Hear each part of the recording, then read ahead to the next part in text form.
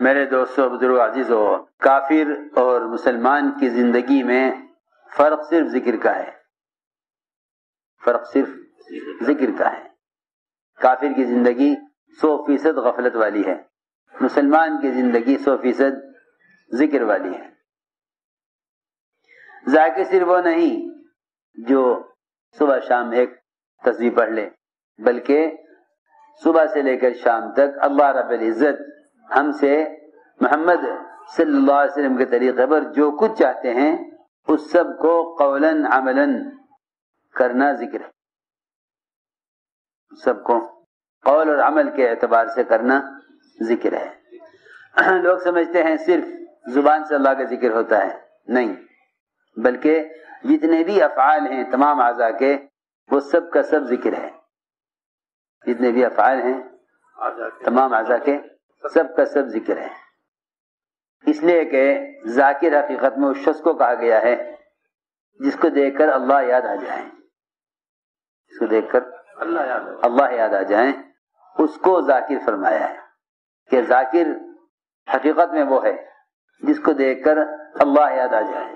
اس کے سر سے لے کر پیر تک تمام اعضاء سے اگر وہ حرام سے نظر کو پھیر رہا ہے تو یہ آنکھ کا ذکر ہے، یہ نہیں کہ آدمی زبان سے ذکر کر رہا ہے۔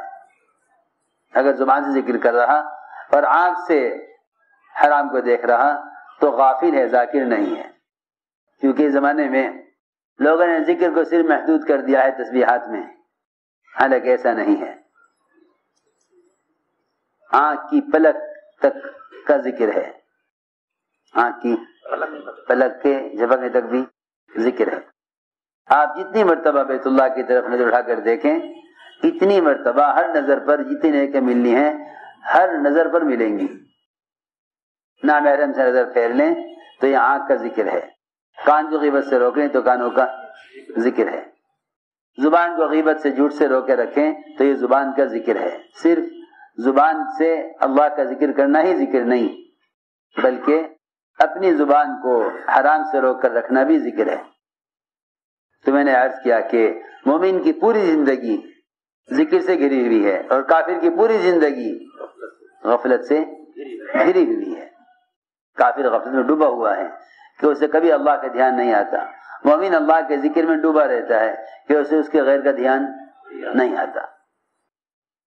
اس لیے سب سے بہترین طریقہ ذاکر بننے کا کہ صبح سے لے کر شام تک جس موقع کی جو دعا ہے اور جس موقع کا جو ذکر مسنون ہے اس کا اہتمام کر لو، اس کا اہتمام کر لو۔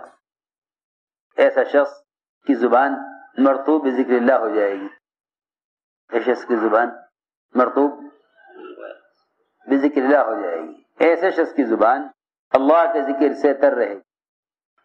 صبح سے لے کر شام تک جس وقت کا جو ذکر مسنون ہے، جو ذکر مسنون ہے، اس لیے کہ صرف تحمید، تحلیل، تسبیح، تکبیر تک ذکر محدود نہیں ہے، بلکہ جس وقت کی جو دعا مسنون ہے اس وقت اس دعا کا پڑھنا یہ ذکر ہے۔ حضور اکرم صلی اللہ علیہ وسلم نے کس وقت میں کیا ذکر کیا، اس لیے تمام مسنون دعائیں ذکر میں داخل ہیں۔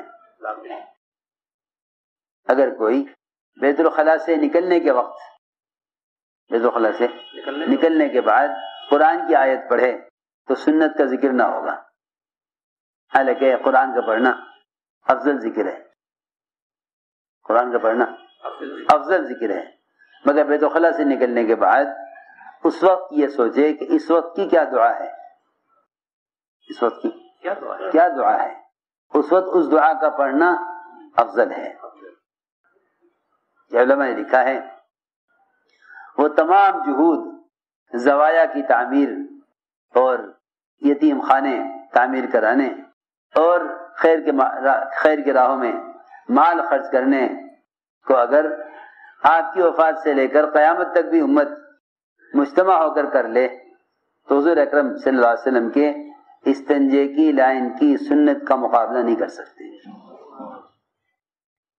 تمام زوایا کے تعمیر کرنے اور یتیم خانے بنانے اور امت کو اس طرح سے راحت پہنچانے پر اگر قیامت تک کے لیے بھی امت مجتمع ہو جاوے تو حضور اکرم صلی اللہ علیہ وسلم کے استنجے کی لائن کی سنت کا مقابلہ نہیں کر سکتے، کیونکہ جو چیز آپ سے بہرا ثابت ہے اس کے مقابل کوئی عمل نہیں ہے۔ یہ سارے کار خیر ہیں لیکن مسنون نہیں ہیں۔ جو چیز مسنون ہے اس کے انوارات میں اس لیے عرض کر رہا ہوں کہ بعض مرتبہ آدمی دنیا میں کوئی بڑا کارنامہ انجام دے لیتا ہے تو پھر یہ سوچتا ہے کہ اگر مسنون دعائیں یاد نہ کی تو کیا بات ہے، اور بھی تو بڑے خیر کے کام کر رہا ہوں، اگر بیت الخلاء میں جانے کی دعا یاد نہیں تو کیا ہو گیا، میں اس سے بھی بڑے کام کر رہا ہوں۔ یہ بات یاد رکھو، جو چیز حضور اکرم صلی اللہ علیہ وسلم سے براہ راست ثابت ہے اس کے مقابل اور کوئی عمل نہیں ہے۔ اس لیے میں نے عرض کیا کہ ذکر یہ بنے گا، اس وقت کا ذکر کیا ہے کہ بیت الخلاء سے نکلنے کے وقت کی دعا پڑھو، بیت الخلاء میں جانے سے پہلے داخل ہونے کی دعا پڑھو، مسجد سے نکلنے کے وقت کیا ذکر ہے، مسجد میں داخل ہونے کے وقت کیا ذکر ہے، نئے چاند دیکھنے کا کیا ذکر ہے، آندھی چلے تو کیا ذکر ہے، صبح سے لے کے شام تک کائنات زمین آسمان کے درمیان جو بھی بات پیش آئے گی اس سے متعلق آپ نے ذکر بتا دیا ہے، لیکن لوگ جانتے ہی نہیں۔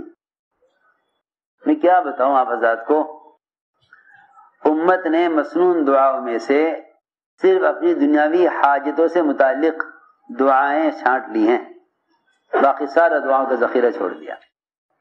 جن تمام دعاؤں سے ہر لمحہ برکتیں اور خیریں نازل ہوتی، ان سب کو چھوڑ کر صرف اپنی دنیاوی حاجت سے متعلق دعائیں یاد کی ہوئی ہیں۔ اس میں کوئی شک نہیں کہ جدہ کا تصور بھی ٹوٹ جاوے تو ہم اللہ سے مانگیں، اس میں کوئی شک نہیں۔ یہ اس کا مطلب یہ نہیں کہ ہم حضور اکرم صلی اللہ علیہ وسلم کی وہ دعائیں جو مختلف افعال، مختلف اعمال اور آخرت سے متعلق ہیں ان کو بھلا دیں۔ اس لیے میں نے عرض کیا کہ صبح سے لے کر شام تک جس وقت کا بھی جو ذکر ہے اور جس موقع کا ذکر ہے، بازار میں کیا ذکر ہو، بیت الخلاء جا رہے کیا ذکر ہو، ہر موقع کی مسنون دعائیں یاد کرو اور ہر موقع پر اس دعا کو پڑھو۔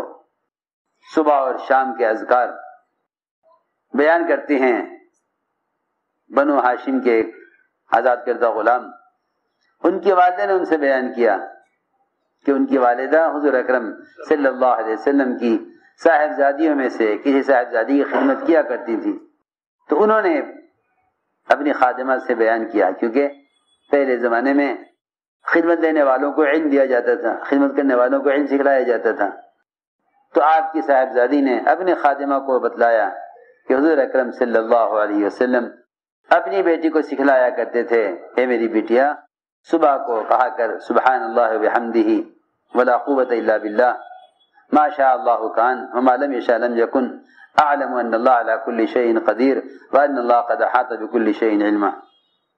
آپ نے فرمایا کہ جو یہ کلمات صبح کہہ لے گا وہ شام تک ہر قسم کے حادثے سے، ہر قسم کی ناگواری سے محفوظ رہے گا، جو ان کلمات کو شام کو کہہ لے گا وہ صبح تک محفوظ کر دیا جائے گا۔ ابو درداء رضی اللہ عنہ کلمات کہے صبح کو، لوگ آ کے کہتے رہے مکان جل گیا، وہ ماننے کو تیار نہ ہو، کبھی کیسے مصیبت آ گئی مکان پہ جب دعا پڑھے ہوئے ہوں۔ فرمایا کہ جو شخص، ابو درداء فرماتے ہیں کہ جس شخص نے صبح اور شام حسبی اللہ لا الہ الا ہو علیہ توکلت وهو رب العرش العظیم، حسبی اللہ لا الہ الا ہو علیہ توکلت وهو رب العرش العظیم 7 مرتبہ اس نے کلمات کہہ لیے صبح، اللہ رب العزت اس کو ہر ناگواری سے، ہر مشکل کام سے اللہ رب العزت کی کفایت کریں گے۔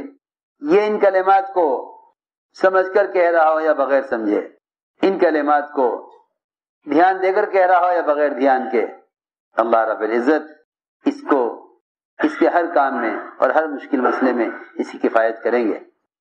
بازار کا ذکر اور غفلت کے مواقع میں ذکر، غفلت کے مواقع میں ذکر، اصل غفلت کے مواقع میں ذکر کرنا ہے تاکہ غفلت کے مواقع کے اثرات سے محفوظ رہے۔ لوگ ذکر کر لیتے ہیں تنہائی میں اور گناہوں کے ماحول میں اللہ کو یاد نہیں رکھتے. حالانکہ اصل ذکر ہے غفلت کے مواقع میں ذکر کرنا. وہاں ذکر کیا جاتا ہے دفاع کے لیے، یہاں ذکر کیا جاتا ہے دفاع کے لیے، اور تنہائی میں ذکر کیا جاتا ہے اللہ کے قرب کے لیے. برے ماحول میں اللہ کو یاد رکھو تاکہ اس ماحول کے اثر سے بچو. وہاں مقابلے کے لیے ذکر ہے، وہاں مقابلے کے لیے ذکر ہے، اور یہاں تقرب کے لیے ذکر ہے. عصمہ کہتے ہیں کہ حضور اکرم صلی اللہ علیہ وسلم نے فرمایا اللہ تعالیٰ کو سب سے زیادہ محبوب سبحۃ الحدیث ہے. کیا ہے؟ سبحۃ الحدیث. اور اللہ کو سب سے زیادہ نفرت تمام اعمال میں تحریف سے ہے. ہم نے عرض کیا رسول اللہ یہ سبحۃ الحدیث کیا ہے؟ سبحۃ الحدیث کیا ہے؟ آپ نے فرمایا کچھ لوگ بیٹھے ہوئے لا یعنی باتیں کر رہے ہوں، دنیا کی باتیں کر رہے ہوں، دنیا کی باتوں میں مشغول ہوں، اور ایک آدمی ان سب سے الگ ہو کر اللہ کی پاکی بیان کرے، تسبیح پڑھے، اللہ کا نام لے، اللہ کا ذکر کرے، یہ اللہ تعالیٰ کو سب سے زیادہ محبوب ہے. یہ نہیں ارے میاں اس وقت ذکر چھوڑ دو، آ جاؤ ہمارے ساتھ لا یعنی کر لو، ہم اس وقت بات کر رہے ہیں، تم ذکر کرنے بیٹھ گئے. ہاں وہ بتاؤں کیا بات ہے؟ شیطان یہ کہے گا کہ دیکھو اس وقت ذکر نہ کرو ورنہ یہ لوگ تمہیں ریاکار کہیں گے. ذکر سے روکنے کے لیے اللہ اکبر، شیطان ذکر سے روکنے کے لیے ریا سے ڈراتا ہے. حالانکہ شیطان کی کیا بڑی کہ وہ کسی کو ریا سے ڈرائے، شیطان تو خود چاہے گا کہ اس کے اندر میں ریا داخل ہو، لیکن ذکر سے ہٹانے کے لیے، ذکر سے روکنے کے لیے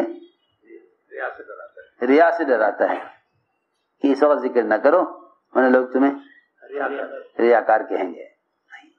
وہ آدمی ریاکار نہیں جو دکھانے کے لیے عمل کرے، ریاکار وہ ہے جو لوگوں کو خوش کرنے کے لیے عمل کرے. اس لیے عمل کر رہا ہے ذکر کا تاکہ لوگ میرے عمل سے عمل پر آویں. یہ تو عین دعوت ہے. اس لیے عمل کرو کہ لوگ تمہارے عمل سے عمل پر آئیں، عین دعوت. ہم نے عرض کیا کہ یا رسول اللہ یہ سبحۃ الحدیث کیا ہے؟ فرمایا کہ لوگ بیٹھے دنیا کی باتیں کر رہے ہوں اور ایک آدمی کہے کہ میں تو الگ ہو کر اللہ کی تسبیح بیان کروں گا. ہم نے عرض کیا یا رسول اللہ تحریف کیا ہے؟ تحریف کیا ہے؟ فرمایا تحریف یہ ہے کہ کچھ لوگ ہیں جو اچھے حال میں ہیں، ٹھیک ٹھاک ہیں، دنیا میں اچھا گزارا کر رہے ہیں، ان کا پڑوسی یا ان کا ساتھی ان سے پوچھتا ہے کہ ہاں بھائی تمہارا گزر بسر کیسا چل رہا ہے؟ تو وہ یہ کہیں کہ ہم تو بڑے حالات میں ہیں، بڑے پریشان ہیں. تو اللہ کو سب سے زیادہ نفرت ایسے آدمی سے ہے، سب سے زیادہ نفرت ایسے شخص سے ہے کہ لوگ اس سے اس کا حال پوچھیں تو وہ یہ کہے کہ ہم تو بڑے برے حال میں ہیں. اور واقعی ابراہیم علیہ السلام نے اسی لیے کہہ دیا تھا اپنی بہو سے کہ بیٹا آئے گا شکار سے واپس تو کہہ دینا کہ اپنے گھر کی چوکھٹ بدل دے، بیوی کو طلاق دے دے. کیونکہ بیوی سے پوچھا تھا حال، بہو سے پوچھا تھا ہاں کیا حال چال ہیں، اس نے یہ کہا تھا کہ بہت برے حالات ہیں، بڑی تنگی میں ہیں، بڑے پریشان ہیں. تو میں چلو وہ اسماعیل آئے گا اس سے کہہ دینا کہ تمہارا باپ کہہ گیا ہے گھر کی چوکھٹ بدل دو. پر بدل طلاق دے دی اس کو. جاؤ تمہاری چھٹی. کیوں کہ وہ تمہیں طلاق دینے کے لیے کہہ گئے. کیا بات پیش آ گئی تھی کہ مجھ سے پوچھے تھے کیسا گزر بسر ہے، میں نے کہہ دیا تھا کہ برا حال ہے، تو جاؤ تمہیں طلاق. دوسری شادی کر لی. پھر ابراہیم علیہ السلام، پھر پوچھا کہ اسماعیل کہاں کے شکار پر گئے ہوئے ہیں، گزر بسر کیسا ہے؟ کہ بہت اچھا ہے، اللہ کا شکر، اللہ اس حال میں رکھے. حالانکہ وہاں گزر بسر کے لیے کچھ تھا، جہاں کچھ نہیں تھا گزر بسر کے لیے. میں کہا اللہ کا شکر ہے، اللہ اس حال میں رکھے. فرمایا اچھا اب بیٹا آئے گا اس سے کہہ دینا گھر کی چوکھٹ کو باقی رکھے. یہ تھی بات کہ پڑوسی پوچھے ہاں بھائی کیسا گزر بسر، تو کہ بھائی بہت برے حال میں ہیں. فرمایا کہ اللہ تعالیٰ کو اس شخص سے سب سے زیادہ نفرت ہے. ابو ادریس خولانی کہتے ہیں کہ معاذ رضی اللہ تعالیٰ عنہ نے فرمایا کہ تمہیں اگر ایسے لوگوں کے ساتھ بیٹھنا ہی پڑ جاوے کہ جو دنیا کی باتوں میں مشغول ہیں، تو یہ تم دیکھو کہ وہ غفلت میں ہیں، دنیا کی باتوں میں ہیں، تو تم اپنے رب کی طرف پوری طرح متوجہ ہو جاؤ، اپنے رب کے ذکر میں مشغول ہو جاؤ. اور یہ کہا کرتے تھے صحابہ کہ دعا کی قبولیت کی نشانی یہ ہے کہ جب تم دیکھو کہ لوگ غافل ہیں دنیا کی باتوں میں تو تم اپنے رب کی طرف متوجہ ہو جاؤ۔ ابو قلابہ کہتے ہیں کہ دو آدمی بازار میں ملے، بازار بڑی غفلت کی جگہ ہے، وہاں سب سے زیادہ ذکر کی ضرورت ہے، تو بازار میں ملاقات ہوئی دو آدمیوں کی، ایک نے کہا دوسرے سے، بازار میں ایک نے کہا دوسرے سے ارے اللہ سے استغفار کریں، اللہ سے استغفار کریں، یہ استغفار کا وقت ہے، کیونکہ لوگ بازار میں غفلت میں ہیں، خرید و فروخت میں غفلت میں، ہم استغفار کریں۔ چنانچہ اس نے ایک آدمی کو پکڑا اپنے ساتھ اور استغفار کرنے لگے، چنانچہ ان میں سے ایک کا انتقال ہو گیا، کچھ دن بعد ایک کا انتقال ہو گیا۔ اس کے مرنے کے بعد دوسرے نے اس کو خواب میں دیکھا، تو مرنے والے نے کہا کہ ارے تمہیں معلوم بھی ہے میرے ساتھ کیا ہوا؟ اللہ نے میری مغفرت کر دی اس دن بازار میں استغفار کرنے کی وجہ سے،